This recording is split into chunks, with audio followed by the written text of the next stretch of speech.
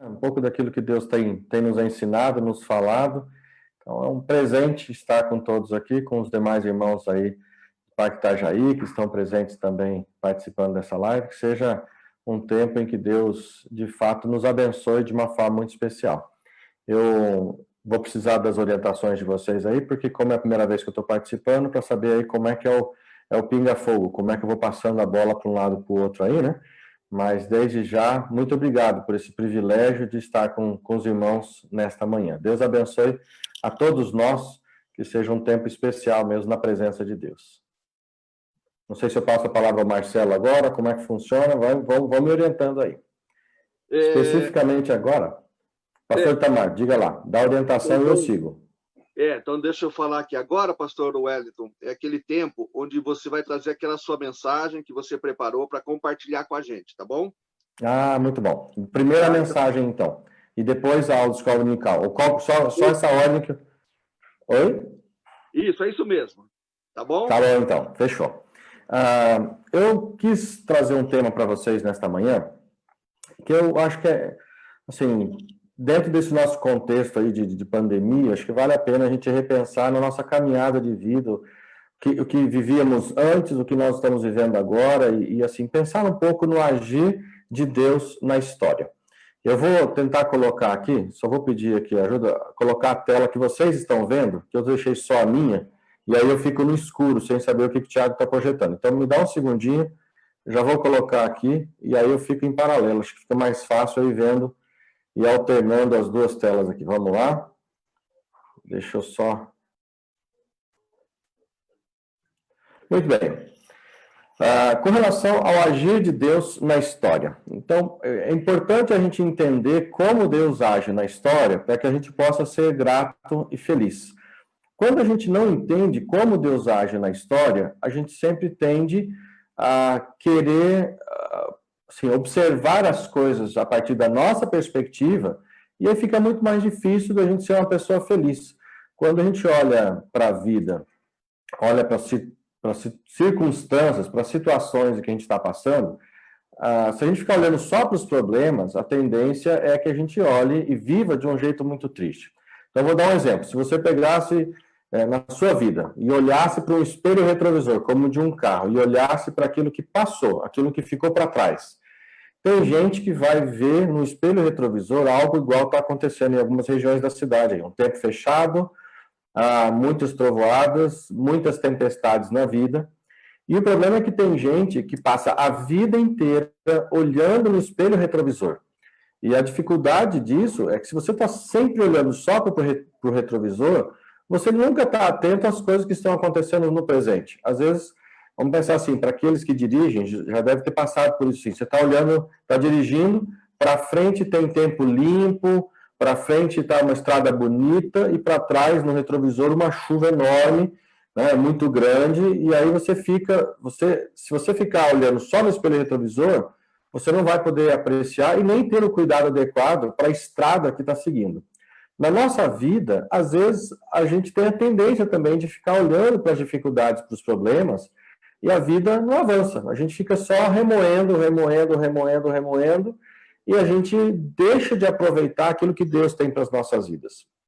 Agora, a gente, quando começa a tentar entender, é claro que é impossível entender todo o agir de Deus, seja na história ou na nossa própria vida, mas quando a gente começa a perceber o caráter de Deus e a soberania de Deus sobre as coisas, a gente começa a perceber que, além daquilo que a gente percebe e vê, Deus tem outras coisas maravilhosas na nossa vida. Eu vou pegar um exemplo para quem gosta de química, eu estudei pouquinho lá atrás, então não é a minha área, mas se você olhar as coisas de uma forma mais particularizada, você vê como é que Deus age de forma maravilhosa, desde as coisas maiores, seja da criação do mundo, até as coisas menores, até as coisas, assim, dos elementos químicos mais básicos. Então, tem muita coisa na vida que é ruim, mas Deus age nessas coisas ruins e transforma em coisas boas. Por exemplo, o sal de cozinha, ele é, na forma química, é o cloreto de sódio. Agora, quando a gente olha para esses dois elementos, se você olhar, por exemplo, só para o cloro, e o cloro foi utilizado na Primeira Guerra Mundial, em forma de gás, na composição dele, E era terrível, matava as pessoas. Então, o cloro individualmente faz muito mal para o ser humano. A gente não pode assim, ter acesso só ao cloro. A gente usa o cloro, as pessoas usam o cloro para limpeza de água, seja da piscina ou caixa d'água, né? Mas o cloro é uma substância química que ela, pura, de forma intensa na nossa vida, produz muito mal. O sódio, por outro lado, ele não existe na natureza de forma isolada, mas o sódio, se você, porventura, derrubar sódio na sua pele, ao invés de você jogar água, tem que jogar álcool. Se jogar água, corrói a sua pele e faz um buraco. Agora, dois elementos químicos, então você tem duas substâncias que fazem muito mal ao ser humano. Mas Deus, na sua criação, permitiu unir, então, esses dois elementos, e a gente tem o sal de cozinha, que, é claro, não pode ser consumido em grandes quantidades, faz mal, pressão sobe, tá uma série de problemas aí, mas o sal serve para, usava-se antigamente bastante, hoje menos, mas para conservação de alimentos, usa para temperar comida, para fazer doce você precisa do salzinho para deixar o sabor da comida mais gostoso. Então a gente percebe que nas mãos de Deus, até mesmo as coisas que são ruins, Deus produz uma ação e transforma isso em algo positivo que abençoa o ser humano. Estou pegando dois elementos de uma história aí do sal, mas a gente poderia pensar isso para outras coisas na nossa vida. E eu queria refletir com vocês, a partir do texto de Romanos 8, 28, começando nesse versículo que o apóstolo Paulo escreveu aos Romanos, eu vou ler em 3 versões, tá bom? Então, a primeira versão dela diz assim: pois sabemos que todas as coisas trabalham juntas. Vou repetir. Pois sabemos que todas as coisas trabalham juntas para o bem daqueles que amam a Deus, daqueles a quem Ele chamou de acordo com o seu plano. Então, nessa primeira versão, todas as coisas trabalham juntas para o bem daqueles que amam a Deus. Segunda versão.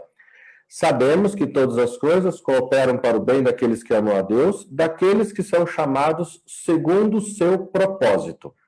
Depois, mais no final da mensagem, a gente vai conversar um pouquinho sobre isso. Então, tudo coopera para o bem daqueles que amam a Deus, segundo o propósito de Deus. Então, tem aí algo importante para a gente pensar nesse texto. A terceira versão aí, então, nós sabemos que todas as coisas trabalham juntas para o bem daqueles que amam a Deus, aqueles que são chamados segundo o seu propósito. Por que eu insisti aí em 3 versões?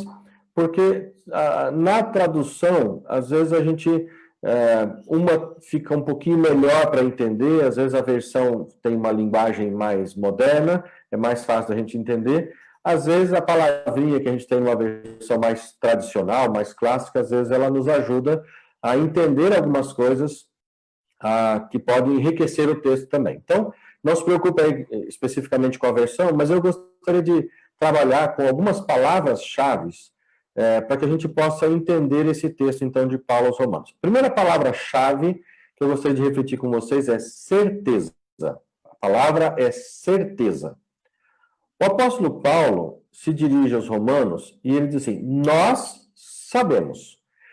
Ele não começa, nós achamos, nós acreditamos, nós imaginamos. Ele diz, nós sabemos. Ele faz uma afirmação de que não só ele, como seguidor de Cristo Jesus, mas aqueles cristãos lá de Roma e os romanos, todos eles tinham uma certeza de um fato. E eu vou dizer assim, nós precisamos pedir que Deus nos dê fé para acreditarmos nas verdades bíblicas. Há muitas promessas, muitas bênçãos, muitos ensinamentos bíblicos que estão aí presentes, a gente lê, mas a gente não acredita tanto quanto deveríamos. E às vezes não vivemos segundo esses princípios aprendidos.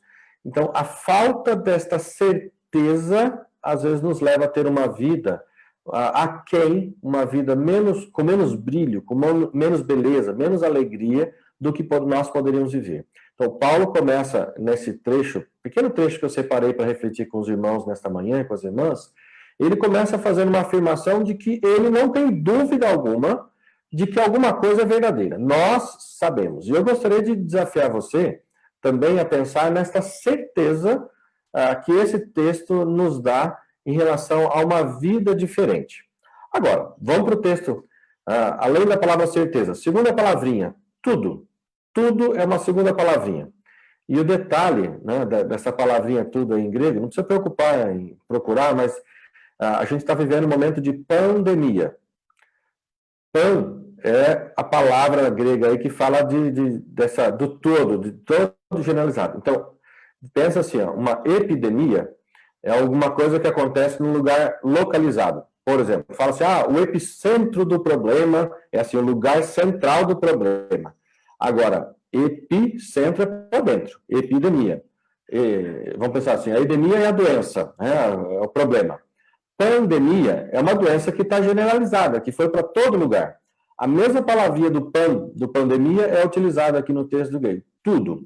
Por que eu quero destacar essa palavra tudo? Claro que nós entendemos que as coisas boas vêm de Deus. Nós entendemos que muitas vezes Deus trabalha para nos ajudar a ter um emprego, termos alguma bênção na nossa vida, saúde, a gente entende disso. Mas quando a gente fala das dificuldades, dos problemas, das angústias, é bem mais difícil de entender que isso também é ferramenta nas mãos de Deus. E Paulo está dizendo aos Romanos que tudo, então ele diz, nós sabemos que tudo, absolutamente tudo, coopera para o bem. Por que eu estou dizendo isso? Vamos pegar uma história bíblica que eu acho que é conhecida da grande maioria das pessoas.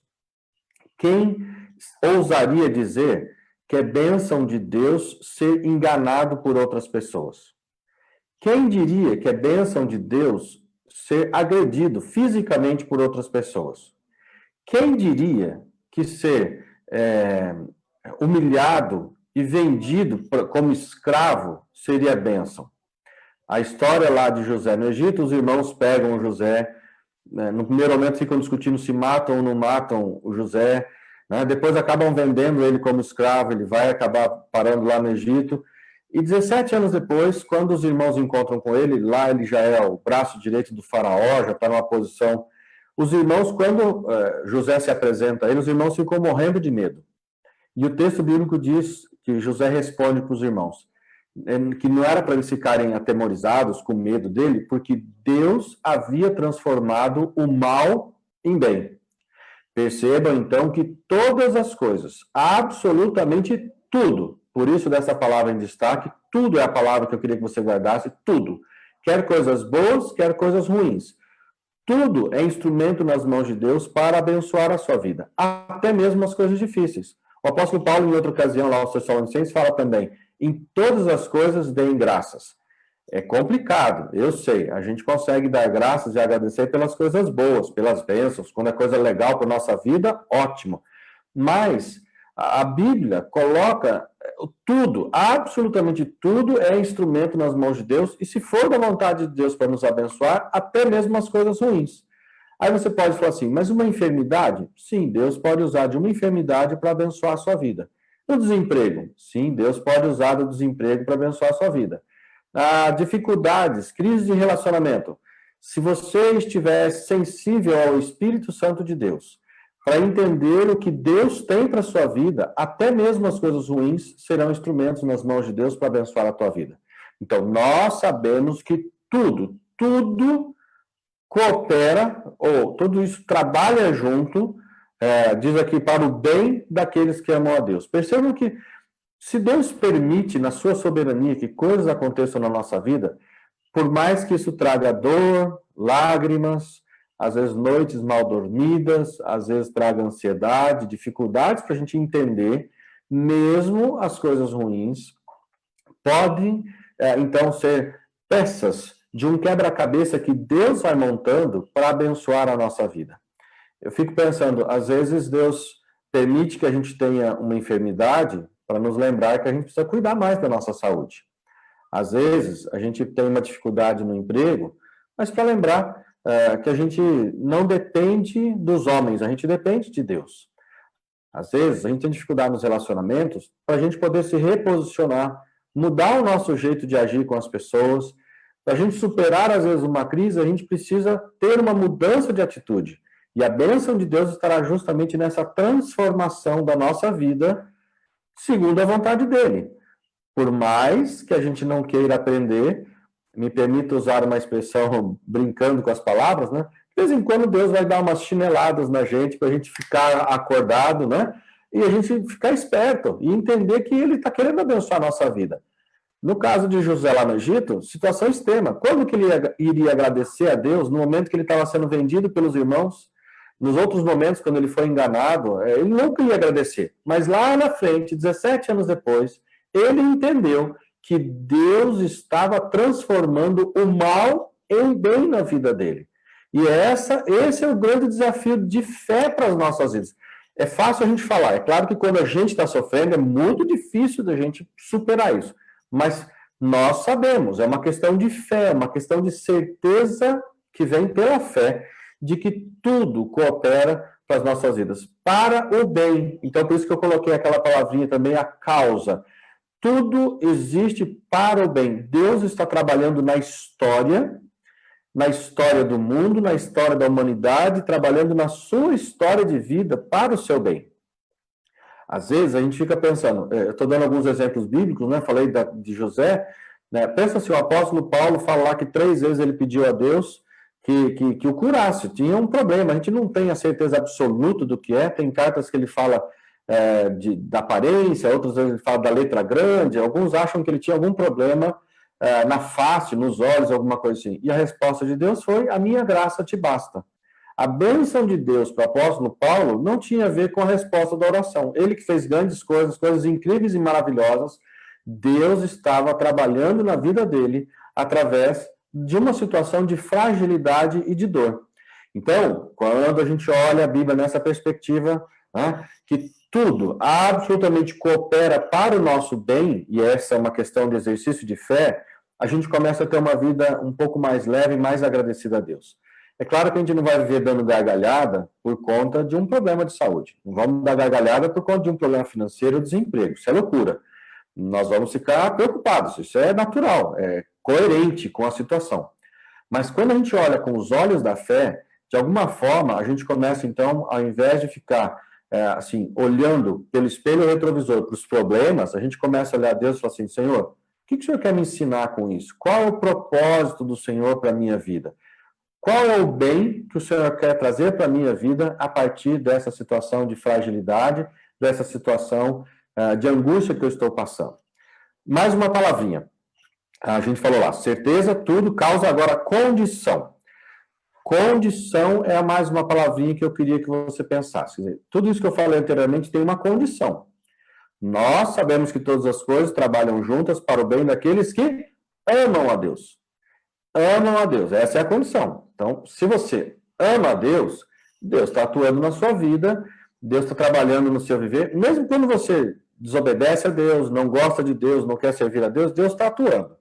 Agora, perceba que quando você ama a Deus, você obedece a Deus, você segue a Deus, você busca conhecer cada vez mais os ensinamentos bíblicos, quando você exerce esse amor por Deus, você está mais apto para entender aquilo que Deus está fazendo na sua vida.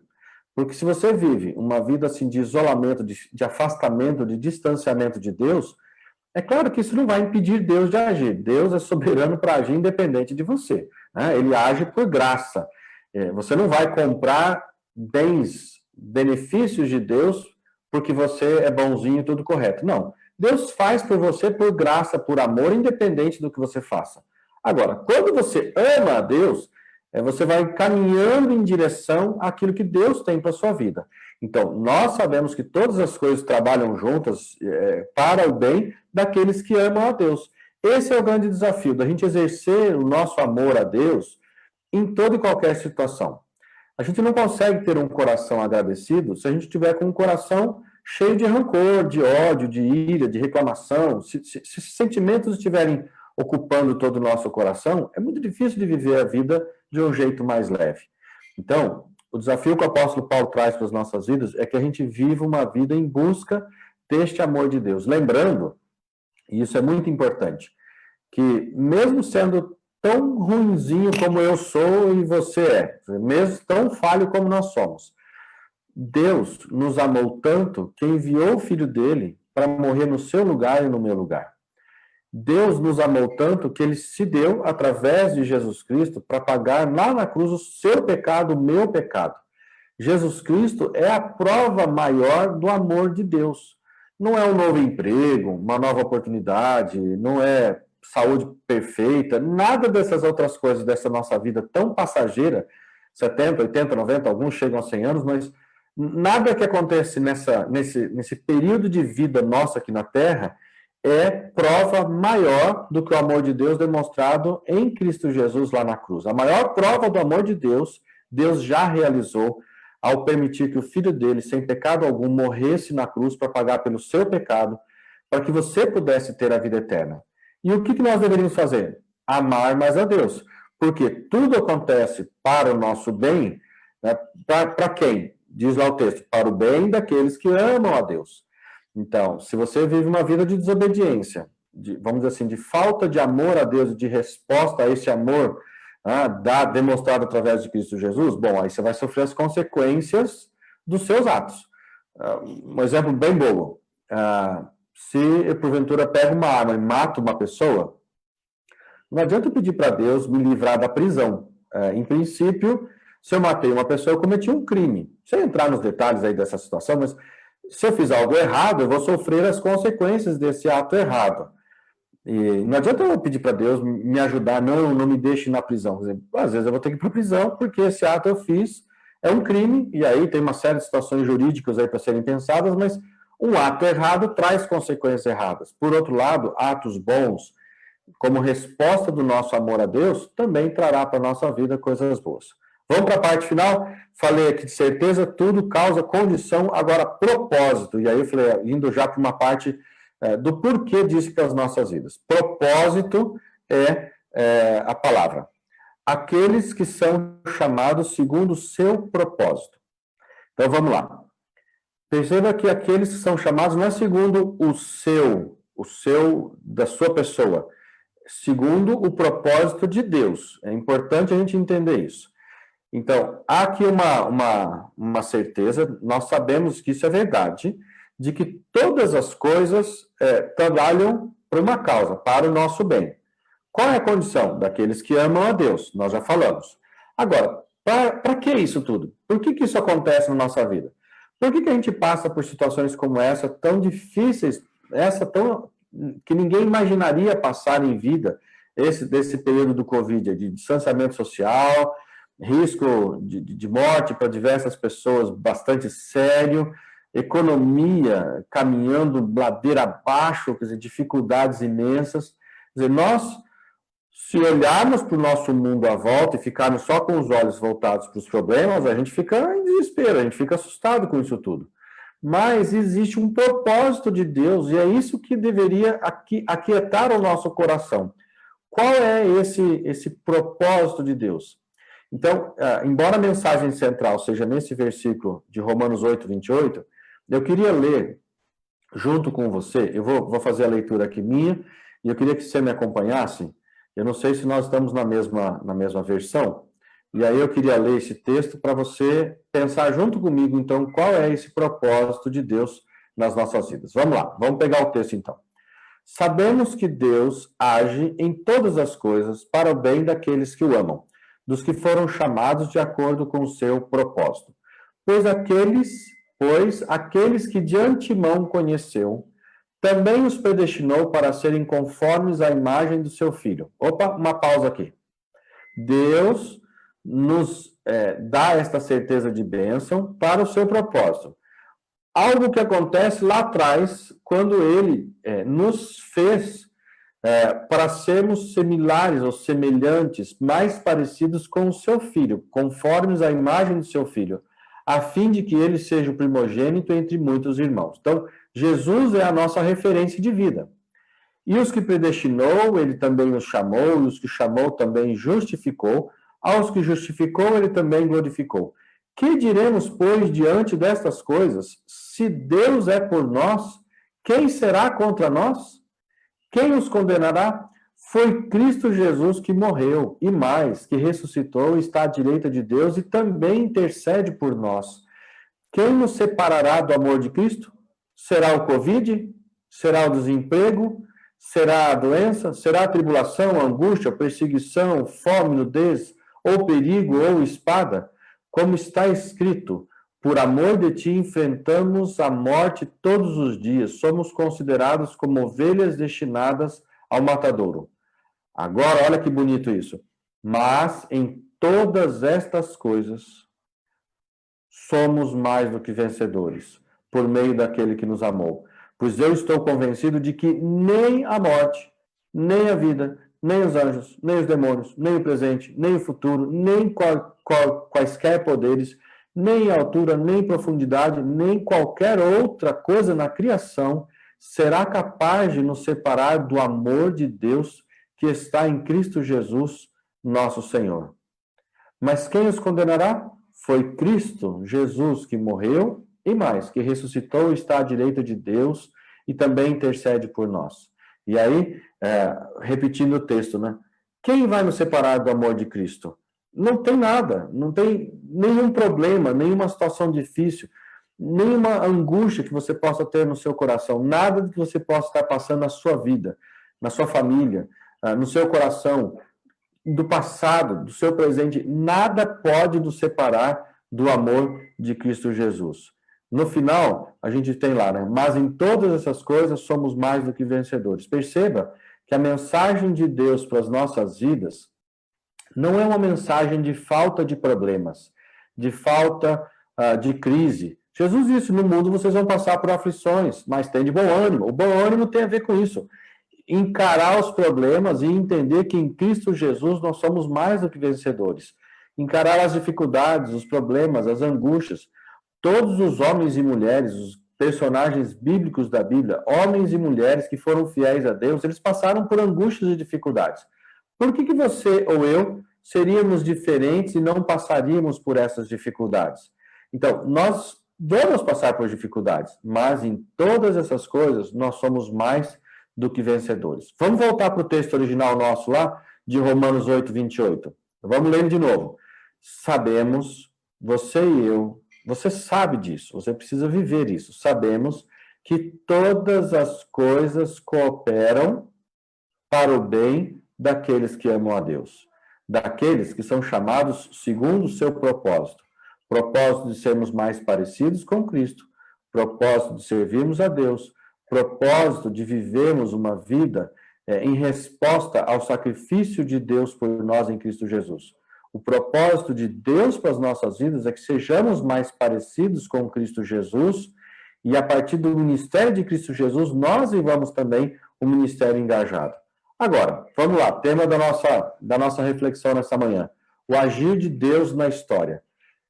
Deus está trabalhando na história em todas as circunstâncias. A gente precisa entender que Deus age, inclusive, através das coisas ruins, difíceis, problemáticas, tensas, que nos deixam, às vezes, sem sono, que nos deixam preocupados, entristecidos. Às vezes, diante de algumas situações, a gente fica até numa situação quase sem limite aí da nossa preocupação, né? Quase desesperados, mas a nossa fé precisa firmar os nossos pés sobre a rocha que é Cristo Jesus, para a gente entender que Deus está agindo, e aí a gente pode ser mais grato e mais feliz. Tem uma expressão popular, né, que fala, ditado popular, que diz que se a vida nos dá um limão, a gente precisa fazer desse limãozinho uma limonada. Né? Isso não está na Bíblia nos nossos dias. Mas, assim, a gente precisa exercitar esse desafio para as nossas vidas. Então, assim, às vezes a gente vai precisar de buscar médico e remédio? Sim, busque médico e remédio. A gente vai precisar, às vezes, gastar algum tempo para processar o problema, digerir isso, talvez a ajuda do pastor, ajuda, né, de alguém que possa nos aconselhar corretamente. Sim, vamos usar. Mas na nossa cabeça, a gente tem que estar sempre pensando, Deus está agindo na história, assim como os outros personagens bíblicos passaram por momentos de sofrimento, eu não sou diferente, eu estou passando também. Eu não sou louco porque você ficar rindo, só achando que está feliz o tempo todo, sem perceber, às vezes, a gravidade da situação, isso é loucura. Não é isso que eu estou falando nessa manhã. Estou dizendo para você exercitar diante de Deus um coração grato e feliz, porque você sabe, e eu sei também, que todas as coisas cooperam para o bem daqueles que amam a Deus, aqueles que são chamados segundo o seu propósito.